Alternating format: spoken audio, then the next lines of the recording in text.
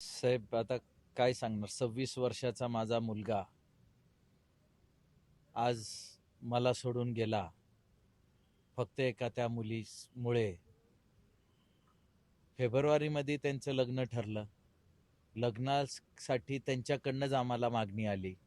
आम्ही वारंवार सांगत होतो की बाबा, मुलगी तुमची अजून 20 वर्षाची झाली नाही, एवढ्या लवकर कोण लग्न करतं. पण त्यांचं म्हणणं होतं, नाही आम्हाला करायचंय, आम्हाला करायचंय, आम्हाला करायचंय. त्यामुळं आम्ही मुलगी बघायला गेलो. ओळखीतली होती, नात्यागोत्यातल्या होत्या. मुलगी बघून डिसाईड झाला. साखरपुडा झाला. साखरपुडा झाल्यापासनं हर 8-10 दिवसात त्यांच्या काही ना काहीतरी गोष्टीवर त्या पोरी चिडायच्या. तो वारंवार मला म्हणायचा, पप्पा तुम्ही चौकशी केली का? तुम्ही चौकशी केली का मुलीची? मुलगी वारंवार भांडती, विनाकारणावरनं भांडतीये. मी म्हणायचो आपल्या नात्यातली आहे, आपल्या चुलत मामानीच्या मेव्हण्याची मुलगी आहे, त्यांनी आपल्याला खात्री दिलेली आहे आणि त्या खात्रीवर तू नको काळजी करू. तरी तो प्री वेडिंगसाठी बालीला निघाला.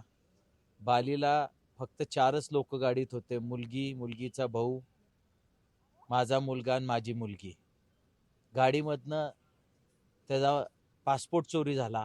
एअरपोर्टला बघितलं जाऊन, सगळं काही बॅगेतनं करन्सी होती, क्रेडिट कार्ड होते, सगळं काही होतं. फक्त त्याच्या एकट्याचा पासपोर्ट चोरी झाला.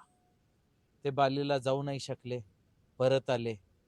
वारंवार ही मुलगी फक्त एकच करायची की लोहगड किल्ल्यावर जायचंय, लोहगड किल्ल्यावर जायचंय, लोहगड किल्ल्यावर जायचंय. एकदा गेले, दुसऱ्यांदा आम्ही नाही पाठवलं, तिसऱ्यांदा पुन्हा जिद करून बसली की माझी मित्रांची पार्टी आहे, आम्ही तिथं बर्थडे सेलिब्रेशन करू, मला पाठवा, मला पाठवा. माझी मिसेस त्याला वारंवार सांगायची काही काम नाही किल्ल्यावर, काही काम नाही, पर ती ऐकली नाही. 2दा ते जाऊन आल्यानंतर तिसऱ्यांदा पुन्हा जिद करायला लागले जायची. 18 तारखेला सकाळी तो 8:20 सुमारेस घरनं निघाला. तो तिथं पोचला. 11:15 वाजता माझ्या मिसेसला त्याच्या आईचा फोन आला की तुमचा मुलगा किल्ल्यावरनं पडला आणि तुम्ही गडावर पोचा. आम्ही तिथं पोचलो. पोचायच्या अगोदर पोलीस होते, स्थानिक लोक होती मदत करायला. त्या लोकांनी सगळी मदत केली. त्याला खूप वरनं काढून आणला. त्यांचा खूप खूप आभार. पर आल्यानंतर हॉस्पिटलमध्ये घेऊन गेले पोलिसांनी. तिथे डॉक्टरनी घोषित केलं की तो मृत्यू आहे. आमच्या काही लक्षातच यायला तयार नाही की एवढा शार्प मुलगा असा क्लिटवर जाऊन पडूच नाही शकत. पडायचं काही कारणच नाही. एवढा मोठा लोहगड किल्ला आहे, सगळीकडे रेलिंग आहेत, कठडे बांधलेले आहेत, पडायचं काही कारण नाही.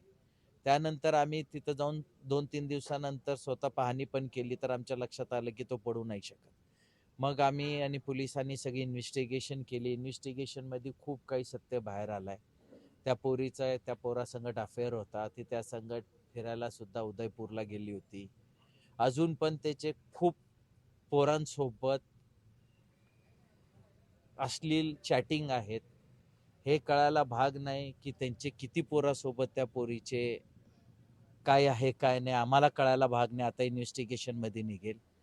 त्यांनी त्या पोराला 18 तारखेला तिथं बोलवलं आणि त्याला सांगितलं की त्याला तिथं धक्का मार. त्याप्रमाणे त्या दोघांनी मिळून माझ्या पोराचा धक्का मारून खून केला आहे. आणि मी आता फक्त न्यायमूर्तीसमोर आणि सगळ्या समाजाच्या आणि सगळ्या दुनियांसमोर माझ्या पोराच्या न्यायासाठी सगळ्यांशी भीक मागतोय की त्याला न्याय भेटावा.